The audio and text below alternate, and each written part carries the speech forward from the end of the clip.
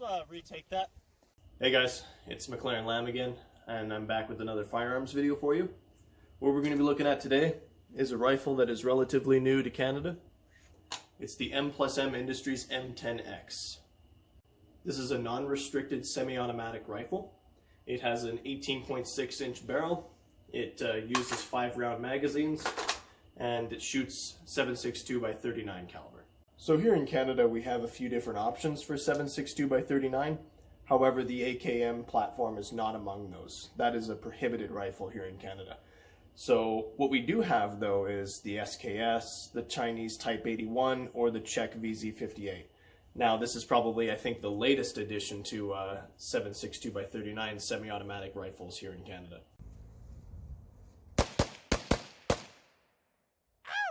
So with my videos, I kind of like to just do a little bit of a buyer's guide. I just kind of want to let people know how this gun feels to shoot and just give you as much information as I can on it. So let's go over that.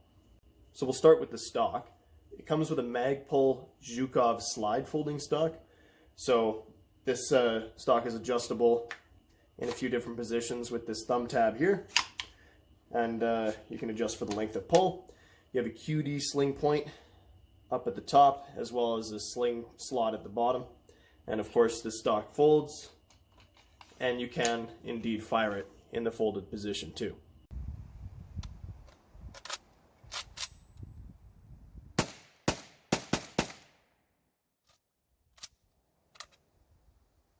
I really like the grip on this rifle.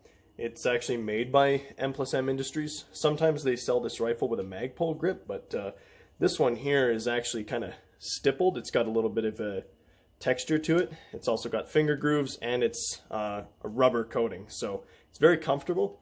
And the grip angle is pretty neutral as well, so when you grip onto it, your index finger lines up with the trigger nicely. The safety is probably my least favorite part of this rifle. It is in a good location, but I just find it's really stiff. So when you're holding it and you're ready to fire, it's really easy to take it off safe and go into the fire position. Now the only difficulty is putting it back on safe. If you're used to your ARs, you can just kind of use your thumb to flick it back on safe, but you can't do that with this rifle. It's just too stiff to possibly get it up with your thumb. You actually have to turn the rifle in and get your thumb under it and push it up like that. So it's just really stiff is all. The safety is ambidextrous though, and I've noticed that my safety is slightly different than most people's M10x. Mine has like a sort of slightly rubbery-ish coating, I want to say. I don't know, it's just a bit different. Other people have like a slightly different safety. So if you look up online, mine looks just a little bit different. So maybe if you buy your own M10x, you might not have this problem.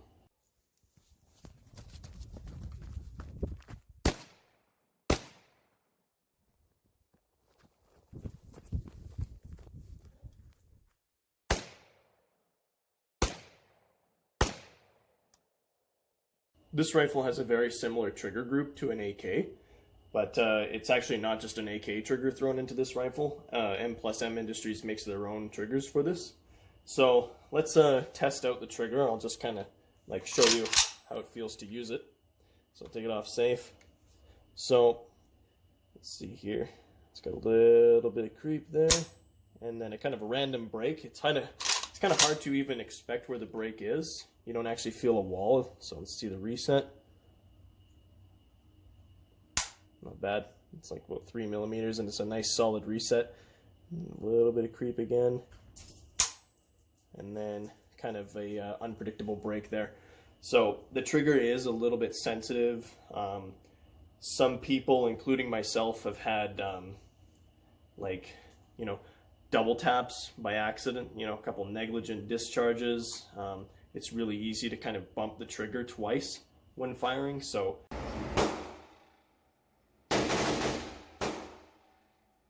just remember that this rifle has a really light trigger pull, and just be extra careful when firing.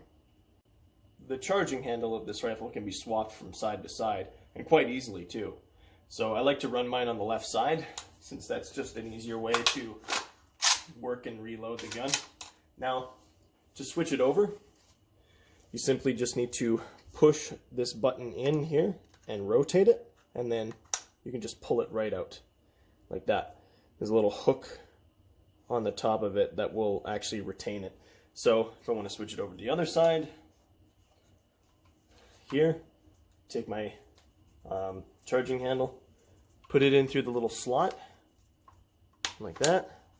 Now once you got it in there, you just want to push the button at the front, like that, and turn it like so. Now, got it on the other side. The charging handle is actually what attaches your bolt to your gas piston. So the charging handle is a reciprocating charging handle on both sides, so just keep that in mind. The upper receiver of this rifle is fully made out of steel and is monolithic, and the whole thing has been nitrided, so it is resistant to corrosion.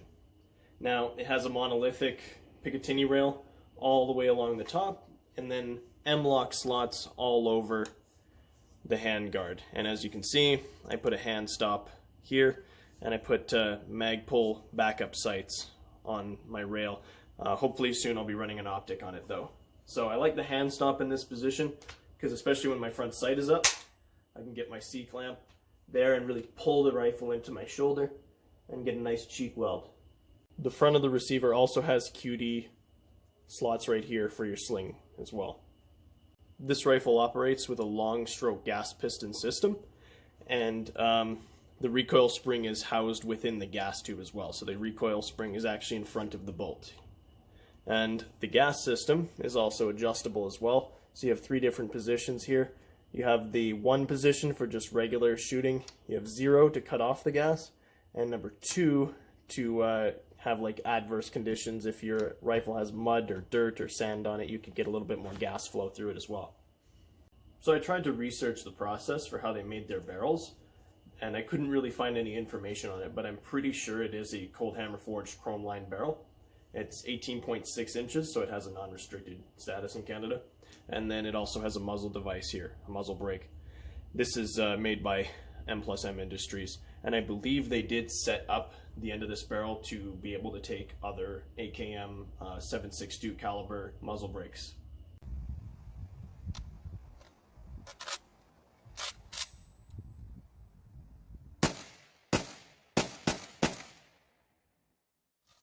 So I've seen this rifle up on the shelves with different kinds of magazines. I've seen it with like a Magpul PMag that comes with it.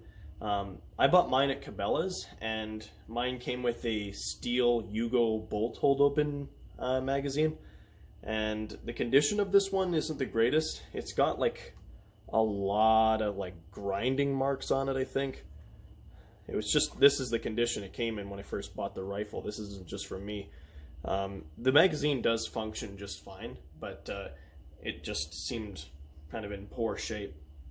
So let me walk you through the reload process.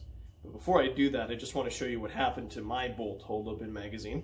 So this magazine is designed to hold the bolt open on the last round, but over time it is actually kind of chipped away at the back of the follower. So now it does not hold the bolt open on the last round. I'll show you here. So make sure it's in the stock. Yep. So when you put this mag in, it'll usually hold the bolt open like that, but it doesn't anymore. So now in terms of reloading this rifle, if you have multiple magazines, usually the best way to do it is when you fire the last round and you get that click here. What you're going to want to do is reach for your other magazine. I've got a Magpul PMag here. You're going to use the mag to kick out the last one, insert your new magazine, and then rack the bolt like that. Now you're ready to fire. So let me show you that reload one more time.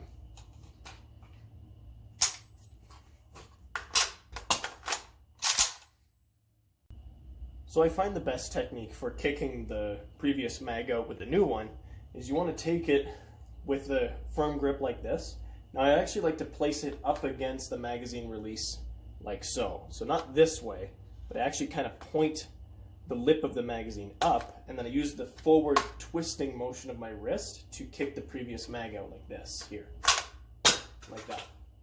Then put your new one in, rack the bolt, Now that type of reload is best done if you've completely emptied your magazine. If there's still a couple rounds left in the magazine, which there probably isn't because this is Canada and they only hold 5 rounds anyways, but let's just practice this just for fun.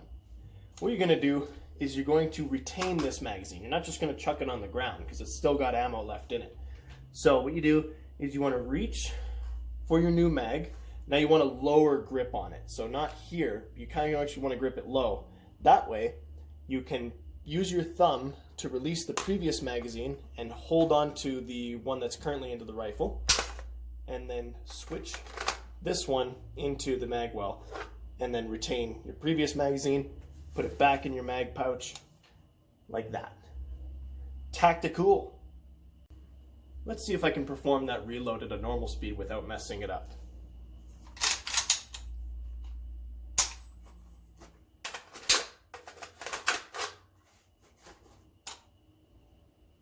Not bad. Field stripping this rifle is actually relatively easy. So the first thing I like to do is actually make sure that it's cocked, just because it's a lot easier to do this when the hammer is locked back. Then of course I want to put it on safe, and always just make sure that your rifle is unloaded. Now what you need to do with this model is you need to fold the stock, and then there's a little button right at the bottom here that you need to depress in order to open up the receiver. So I'm going to push it down with my thumb and then unfold the receiver like that. So there's your internals right there, there's your trigger group, there's where your bolt carrier is.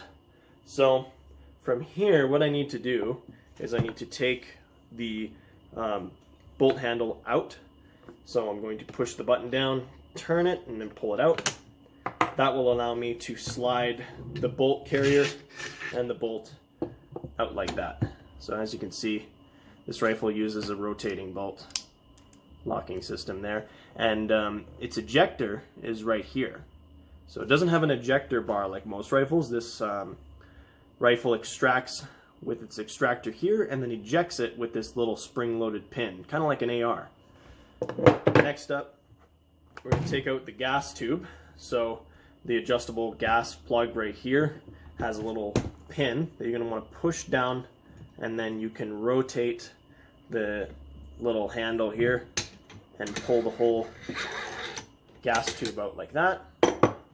There's your gas tube, as well as your piston and your recoil spring. See if I can get it out. There we go. There you go. There's your piston and your recoil spring. The last thing I'll show you in terms of disassembly is just taking out the gas plug.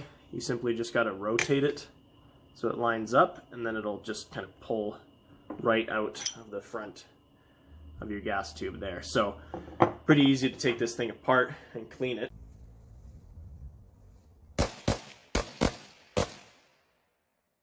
So I tried to get the reassembly process on camera, but I kept fucking it up. So unfortunately, you're just going to have to look elsewhere for the reassembly, but at least now you know how to disassemble it. I really hope you enjoyed my video on the M&M Industries M10x. If you were considering buying this thing, I hope you now have the information you need before you buy it. This rifle is for sale at a lot of places here in Canada and retails for generally about, it's about between 1,800 and 2,000 Canadian. So it's definitely worth considering. It is a great 7.62 by 39 rifle, and I highly recommend it. So, ladies and gentlemen, thank you very much for your time.